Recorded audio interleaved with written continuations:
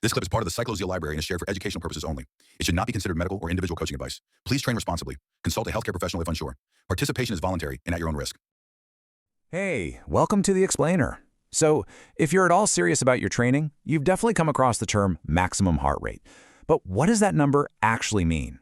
And, more importantly, how do you find your true max instead of just relying on some generic guess? All right, let's dive in. This is really the big question we're going to tackle today. It's all about understanding the absolute upper boundary of your cardiovascular system. And look, knowing this number isn't just a fun piece of trivia. It's a super powerful tool for actually structuring your training. Okay, so let's start at the very beginning. What in the world is max heart rate? It's really that simple and that intense. Your max HR is the absolute ceiling. It's the fastest your heart can possibly beat when you are pushing yourself to your absolute limit. This isn't a number you're going to hit on a casual workout. No, this is reserved for your all-out, leave-it-all-on-the-road efforts. For most of us, our first introduction to max HR comes from a simple math equation. You've probably seen them. These formulas are everywhere, but it's so important to understand what they're actually for. So instead of that old 220 minus your age rule, which is pretty outdated, here's a more refined one called the Jackson formula. As you can see, it's a bit more nuanced. It takes into account not just your age, but also your weight in kilograms, and it even makes a small adjustment for gender to try and get a little more accurate. And here's the single most important thing to remember about any formula. Think of it as a good starting reference, a ballpark figure to help you set up your initial training zones. It gives you a safe place to begin, but it is not, and I repeat, not your definitive personal limit. So here's the real kicker. Even the better formulas can be off by as much as 10 to 15 beats per minute, either higher or lower.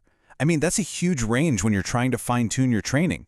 It's an estimation, not a diagnosis. So if the formulas are just a starting point, how do experienced athletes find their actual max HR? Well, they ditch the calculator and they head out to do a real-world field test. This really breaks down the difference, right? On one side, you have the formula. It's an estimation, a great starting point, perfect for beginners.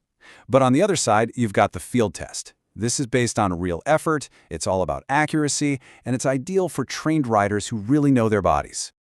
So how's it actually done? First, you need to find a long, steady climb or a tough, continuous stretch of flat road where you won't be interrupted. Then, you're going to go for about 8 to 20 minutes of hard, sustained effort. Now, the key is that near the end, when you're already really tired, you finish with one final all-out push. That highest number you see on your monitor during that final surge, that is very likely your true max HR. Okay, hold on. Before anyone gets inspired and runs out the door to try this, we need to pump the brakes and talk about something incredibly important: safety. Pushing your body to its absolute limit carries some real risks.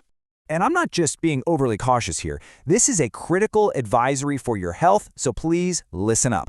It is absolutely essential to get medical clearance before you even think about attempting a maximal effort test. If you're over 35 or 40, if you're coming back to training after a long time off, if you're under a lot of stress at work, if you have any existing health conditions, or a family history of heart issues. Seriously, training smart always means putting safety first. And this part applies to everyone. I don't care about your age or your fitness level. Your body has to be ready for this kind of stress. If you're feeling sick, if you're exhausted, or you're not fully recovered from your last workout, today is not the day to go hunting for your max HR. All of this, it brings us to a much bigger idea, really a philosophy that frames this whole conversation. It's about looking beyond just the numbers on a screen. This quote just perfectly captures the whole idea of smart coaching. You aren't a formula. You are an individual with your own unique patterns and your own path of progress. Data is a tool, a fantastic tool, but it should never be the master. And really, this is the ultimate takeaway. The goal of training isn't to find one number and then obsess over it. The real goal is longevity and consistency.